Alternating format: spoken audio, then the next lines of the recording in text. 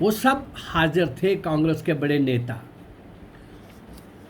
और इस बीच में उसके बाद अंग्रेज़ों की फूट डालो राज्य करो की योजना उनकी और बड़ी होने लगी। पता चलने लगा कि एक तरफ क्रांतिकारी भी दोनों हाथ धोकर पीछे पड़ गए हैं, बुरी तरह से हम उनके टारगेट में आ गए हैं।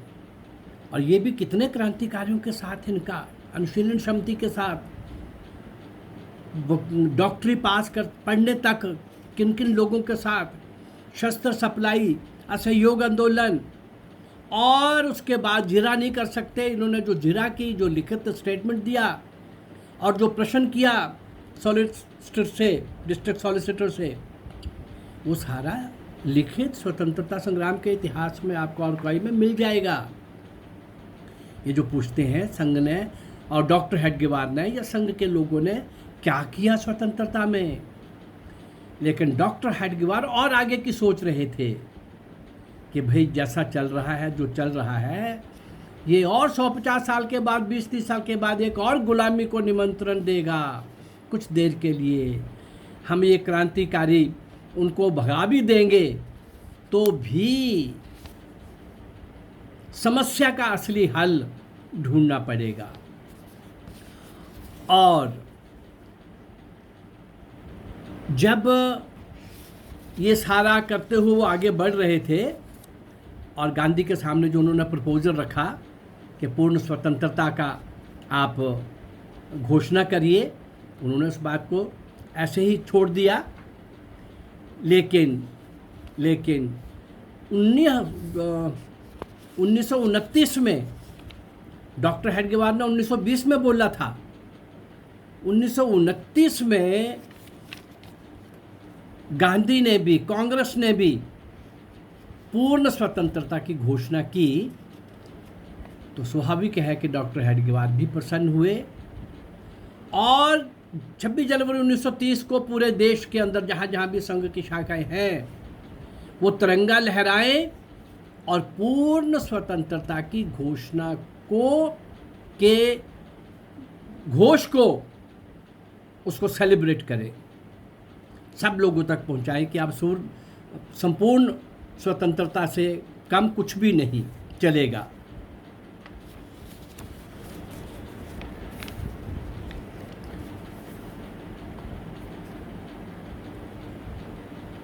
देश के अंदर जो चल रहा था, जैसे चल रहा था, गांधी का इनकार करना, खिलाफत आंदोलन, और फिर नवाखला मोपला विद्रोह, जिसमें हिंदुओं का बहुत बड़े पैमाने पर मैसेकर, कत्लेआम बहुत बड़े पैमाने पर, नागपुर में भी ये सांप्रदायिक तनाव आ चुका था। अंग्रेज अपने योजनाओं में सफल हो रहे थे। मुसलमानों का बहुत पुराना एजेंडा जो था सो था, लेकिन अभी सब लोगों का ध्यान स्वतंत्रता की तरफ था। पर अंग्रेज लोग अपने षड्यंत्र में, अपने उस सारे में सफल हो रहे थे। डॉक्टर हेडगेवार ने जो अभी कांग्रेस में रहते हुए, चूँकि उन्होंने देखा, उन्होंने हिंदू समाज को संगठित करने की मोटी मोटी बातें बोलनी शुरू कर दी थी, इसका महत्व बताना शुरू कर दिया था। और डॉक्टर हेडगेवार के भाषणों का प्रभाव किन पर हो रहा था, सुनिए जरा। वो भी अपने भाषणों में लगभग ऐसे शब्द बोल रहे थे, भाई परमानंद, लाला लाजपत राय, देश बंधु चित्तरंजन दास और लाला हरदयाल जैसे अनेक कांग्रेसी कार्यकर्ताओं, लीडरों में, नेताओं में डॉक्टर हेडगेवार के भाषणों का प्रभाव जा रहा था। डॉक्टर हेडगेवार ने कांग्रेस में रहते हुए ही कुछ युवकों का एक सेवा दल गठित किया, योजना बनाई, सेवा दल गठित किया। और डॉक्टर साहब ने देखा कि इस ओर कांग्रेस की तरफ और कांग्रेस के नेताओं की तरफ कोई ध्यान ही नहीं है कि व्यवस्थाएं, सेवाएं, अनुशासन, इन सब बातों की तरफ भी इनका ध्यान नहीं है। बस आज़ादी आज़ादी आज़ादी, लेकिन आज़ादी किसके लिए, किस पर्पज़ के लिए, क्यों लानी है, कौन लोग आज़ादी लाएं, कौन लोग इसके पीछे हों, वो कितने आज़ादी लेने के मामले में, साधनों में, कॉन्सेप्ट में कितने क्लियर हों, स्पष्ट हों, ये सब डॉक्टर साहब को नज़र नहीं आ रहा था। अरे जब हिंदू संस्कृति ही नष्ट हो जाएगी फिर हिंदुस्तान कहाँ रहेगा? और हिंदुस्तान होगा भी तो स्वतंत्रता का क्या मतलब? अरे दुनिया के नक्शे से जो हम कहते हैं कि रोम, मिस्र, यूनान मिट गए, वो क्या मिटा? वही देश वही हैं। भूगोल आगे पीछे हो जाता है, सीमाएं थोड़ी बहुत आगे पीछे हो जाती हैं, लेकिन क्या चला गया, क्या मिट गया? उनकी संस्कृति, सभ्यता नष्ट भ्रष्ट हो गई। विदेशियों ने, विधर्मियों ने वो सब किया। यहाँ वो पूरी तरह से भारत में नहीं कर सके, लेकिन आज़ादी के आंदोलन में देखने को मिल रहा था कि गांधी के दिमाग में, देखिए खिलाफत आंदोलन टर्की में शुरू होता है, वहाँ के मुसलमान भी बहुत सारे उसके विरोध में थे, लेकिन यहाँ का मुसलमान उसके पक्ष में, खलीफा के पक्ष में खड़ा होता है और कांग्रेस उसके पीछे खड़ी हो जाती है। ये सारा तमाशा शुरू हो गया था। डॉक्टर हेडगेवार का ये कहना था कि मुसलमानों का साथ लेना ये तो अच्छी बात है, बहुत अच्छी बात है आज़ादी के लिए, परंतु उनको सिर पे बिठाना और उनकी हर बात के पीछे खड़े होना और मानना, ये राष्ट्रवाद नहीं है। अपीजमेंट तभी से शुरू हो गई थी। अपीजमेंट करने वालों में सबसे बड़ा पहला अपराधी महात्मा गांधी ही था। शायद मेरा शब्द कटु लग रहा होगा। मैंने कहा कि वो अंग्रेजों का खरीदा हुआ नहीं था, स्पॉन्सर्ड नहीं था, लेकिन गांधी अंग्रेजों को सूट करता था। अंग्रेजों की इन योजनाओं को जानने में ये महात्मा पूरी कर रहा था। मुसलमानों के दिमाग के अंदर वो जहर और एम्बिशन और अपने आप को मुगलों की संतान और मुगलों का वो शासन दोबारा हमने लेना है, हिंदू तो पहले भी गुलाम रहा है, अब भी हमने गुलाम करना है, इन सारी भावनाओं के साथ कुछ अपवाद को छोड़कर अशफाकुल्ला खान, बरकतुल्लाह खान, ऐसे कुछ लोगों के नाम मैंने दिए हैं, कुछ और देने वाला हूँ। अपवाद को छोड़कर बाकी जो थोड़े बहुत आटे में नमक जो मुसलमान लड़ भी रहे थे, बहुत कम, उनके पीछे भाव क्या था। और गांधी उनके षड्यंत्रों का शिकार था, जानने में अनजाने में। ये इनोसेंट था या क्या मान्यता हो गई थी इसकी। वो पाप 1920 का खिलाफत का चलते चलते यहाँ मोपला आंदोलन में क्या हो जाता है, ये सारा बढ़ रहा है, बीच में और बहुत कुछ हो गया है। डॉक्टर हेडगेवार ये सब देख रहे थे। जब देखा उन्होंने कि अब कांग्रेस के अंदर रहते हुए भी नहीं, जब हिंदू संस्कृति सभ्यता ही नहीं बचाई जा सकती तो फिर ये नहीं बचेगा तो कुछ नहीं बचेगा, ये देश नहीं बचेगा। ये हुआ है, ये हो रहा है। जहाँ जहाँ ये लोग भारत में भी मेजॉरिटी में आ रहे हैं, वहाँ पर भारत नहीं रहता, वो कुछ और ही बन जाता है। एक नहीं, 20 उदाहरण हैं आपके सामने। कश्मीर देख लो, बंगाल देख लो, असम के अंदर बहुत कुछ हो रहा था, कुछ चेक लगा है। यूपी के 5-7-15 ज़िले ऐसे हैं जहाँ पर कभी भी उनको योगी ना होते तो 4 पाकिस्तान 5 पाकिस्तान यूपी में बन गए होते। उनका तो भाई एक ही एजेंडा है, उस एजेंडे के हिसाब से उनको काम करना है। लेकिन डॉक्टर साहब उसी टाइम समझ गए थे और इसलिए उन्होंने क्या किया, फिर कांग्रेस में रहते हुए भी इन्होंने सन 1925 में विजयदशमी के दिन डॉक्टर केशव बलिराम हेडगेवार ने राष्ट्रीय स्वयंसेवक संघ की स्थापना की। दिन रात अथक परिश्रम करके राष्ट्र और मानव कल्याण हेतु सुदृढ़ संगठन की नींव डाली। संघ की स्थापना के बाद भी डॉक्टर केशव हेडगेवार भारतीय स्वतंत्रता हेतु कांग्रेस द्वारा चलाए जा रहे कई आंदोलनों से जुड़े रहे। सन 1929 में कांग्रेस ने जब पूर्ण स्वतंत्रता की घोषणा की तो जैसे डॉक्टर साहब ने सभी अपनी शाखाओं को बोला, अभी संघ भी शिशु था, सबको बोला कि सब जगह तिरंगा लहरा करके और इसको सेलिब्रेट किया जाए। 26 जनवरी 1930 को तो ये सब हुआ और 26 जनवरी 1930 को संघ की शाखाओं में इन कार्यक्रमों को देखने के लिए काफ़ी सारा जन समूह उमड़ पड़ा।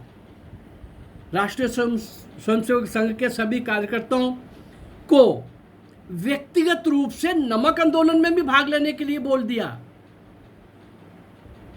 खुद नागपुर से उस नमक तोड़ने वाली जगह तक पहुंचने का दूर होने के बाद भी नागपुर में रहते हुए डॉक्टर हेडगेवार ने कहा कि कानून तोड़ने का मतलब है कि जो भी अंग्रेजों के कानून हैं हम यहाँ रह करके उनका विरोध करेंगे, और इसलिए जो कानून भारतीय जनता के हितों के विपरीत है उसे हम नहीं मानेंगे। सन 1917 से ही ब्रिटिश सरकार ने एक नया अध्याय, देखिए, सन 1917 से ही ब्रिटिश सरकार ने यवतमाल के पास जंगलों में पशुओं को चराने पर प्रतिबंध लगा रखा था। इससे किसानों में बड़ी उत्तेजना थी, परेशानी थी, उत्साह भी था, गुस्सा भी था, निराशा भी थी, और इसलिए वो उस प्रतिबंध को तोड़ने के लिए जंगल सत्याग्रह शुरू हो चुका था। 21 जुलाई 1930 को यवतमाल के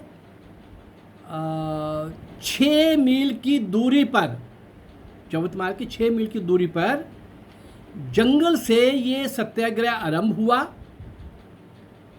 लगभग 10,000 व्यक्तियों का समूह उपस्थित था जहां डॉक्टर हेडगेवार बोल रहे थे, और सरकार ने कानून तोड़ने के अपराध में डॉक्टर हेडगेवार को फिर अरेस्ट कर लिया और 9 महीने का कठोर कारावास की सजा सुना दी। वर्धा में गांधी जी का आश्रम था। संयोग से आश्रम के पास ही श्री यमुनालाल बजाज की भूमि पर संघ का शीतकालीन शिविर चल रहा था। शिविर के स्वयं सेवकों की दिनचर्या और कार्यक्रम की भव्यता को देखकर महात्मा गांधी के मन में शिविर में जाने की इच्छा हुई। जिला संघ चालक श्री अप्पा जी से मिलकर महादेव देसाई कांग्रेस के, उन्होंने समय निश्चित कर लिया। 25 दिसंबर 1934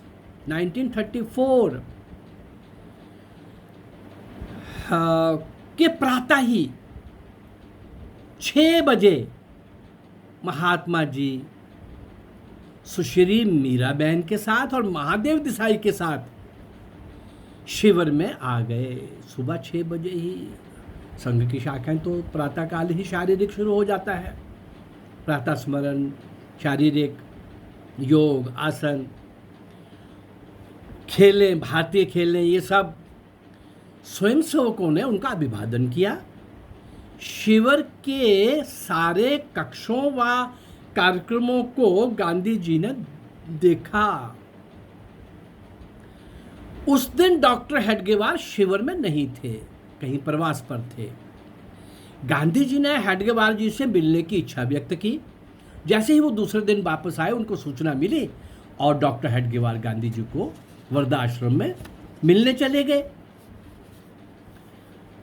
डॉक्टर जी जब वो मिलने चले गए, कई घंटों तक उनकी बातचीत हुई, चर्चा हुई। अंत में डॉक्टर जी के चलते समय गांधी जी ने एक मर्मस्पर्श टिप्पणी की। वो क्या थी? डॉक्टर जी अपने चरित्र तथा कार्य पर अटल निष्ठा के बल पर आप अंगीकृत कार्य में निश्चित ही सफल होंगे। ये कार्य केवल हिंदू तक सीमित है। इसमें सबको छूट दी जाती अधिक अच्छा होता। लेकिन अगला ही वाक्य गांधी जी ने ही बोला। ये पुनः बोले, क्या बोले? दूसरों का द्वेष ना करते हुए केवल हिंदुओं का संगठन करना राष्ट्र विघातक नहीं है। और राष्ट्रीय स्वयंसेवक संघ डॉक्टर हेडगेवार का एग्जैक्टली यही था। हिंदू वैसे ही स्वभाव से किसी से नफरत नहीं कर सकता भाई। यहाँ पूजा पद्धति का झगड़ा नहीं है, यहाँ आस्था का झगड़ा नहीं है, किसी भी प्रकार का उस प्रकार का भाव नहीं है। पशु पक्षी को खिला के खाने वाला, चींटी तक को खिला के खाने वाला हिंदू। महात्मा गांधी का ये सार युक्त, सार गर्वित स्टेटमेंट देखिए जरा। और ये शाम को चैनलों पर बैठने वाले कम्युनिस्ट और ये कांग्रेसी या तो ये अनपढ़ हैं और या फिर जानबूझ के, या तो वो इग्नोरेंट तो नहीं कहा जाएगा, इनोसेंट भी नहीं कहा जाएगा, उनको अपनी राजनीति करनी है, जानते हैं वो। ऐसा नहीं है कि वो नहीं जानते, पर उनको ये सारी बातें नहीं बोलनी। संघ ने क्या किया? संघ क्या करता? शाखों को बंद करके सत्याग्रह चल रहे थे, वहाँ पर इंडिविजुअल रूप में प्रत्येक कार्यकर्ता भाग ले रहा था। संघ अपना काम कर रहा था। संघ को आगे 100 साल भी दिखता था, अगले 200 साल 500 साल भी दिखते थे। ये मोदी, योगी, ये अमित शाह, ये सब संघ से ही तो आए हैं ना। उनको वो ऐसे हीरे पैदा करने थे, उसमें से ऐसे लोग पैदा करने थे जो भारत का सही मानों में नेतृत्व दे सकें। द्वेष किसी के साथ नहीं, अपीजमेंट किसी की नहीं, भेद किसी के साथ, भेदभाव किसी के साथ नहीं, और लालच किसी को देने का भाव नहीं। ये हल्की राजनीति ना हो, ऐसे हल्के लोग नेतृत्व के लिए ना आए और आज़ादी के लिए हम किसी के साथ कुछ भी समझौता करेंगे, एक नए संघर्ष को जन्म दे रहे हैं। ऐसा भावी उन्होंने वो पढ़ लिया था दीवार पे लिखा हुआ। ऐसा पढ़ के चलने वाले डॉक्टर हेडगेवार, जिनको समय समय पर कांग्रेस के सभी नेताओं ने, नागपुर के जब उसमें जो अभिनंदन का कार्यक्रम हुआ और जब वो बोलते थे तो उनका प्रभाव किन किन कांग्रेस नेताओं पर हुआ। आज गांधी जी मिले हैं, कल मैं सुभाष की, नेताजी सुभाष चंद्र बोस की गांधी से जो भेंट हुई, क्या हुआ, कैसे हुआ, कल मैं, आज ये 5वां एपिसोड है, कल मैंने 5 का ही सोचा था, पर इस 6 एपिसोड के अंदर मैं समाप्त करूँगा। कल नेताजी सुभाष चंद्र के बोस के साथ जो आखिरी भेंट थी, और उसके बाद जैसे सावरकर जी के 10 दूंगा 5 दिए हैं, सुभाष जी के 10 दूंगा 5 दिए हैं, ऐसे ही 6 देने के बाद 4 और दूंगा। अभी डॉक्टर हेडगेवार केंद्र में थे और इसके बाद 4 के अंदर 1940 के बाद, इनके देहावसान के बाद अभी तक के संघ का और गुरु जी का केंद्र में रख के और 10 एपिसोड पूरे करूँगा। देश के हर राष्ट्रवादी आदमी को, हिंदू तो सुने ही सुने, वो लोग जो इस देश के साथ प्यार करते हैं, भारत माँ को अपनी माँ समझते हैं, इस देश को अपना देश समझते हैं, अगर अपना समझेंगे तो अपनी माँ के अंग काटने के लिए कोई बात नहीं करेगा, कोई द्वेष, लड़ाई झगड़े की बात नहीं करेगा। हिंदू कभी तलवार की नोक पर दुनिया के किसी कोने में विजय अभियान के लिए नहीं गया। विश्व गुरु था, अपनी संस्कृति सभ्यता की श्रेष्ठता के गुणों के आधार पर उस संस्कृति सभ्यता को बचाना, ये राष्ट्रीय स्वयंसेवक संघ का, डॉक्टर हेडगेवार का दूरगामी विचार था, निर्णय था।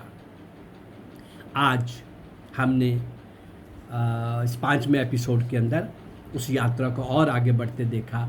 कल मैं समाप्त करना चाहूँगा इस यात्रा को उन सारे क्रांतिकारियों ने जिन्होंने देश की आज़ादी के लिए अपना सर्वस्व निछावर किया।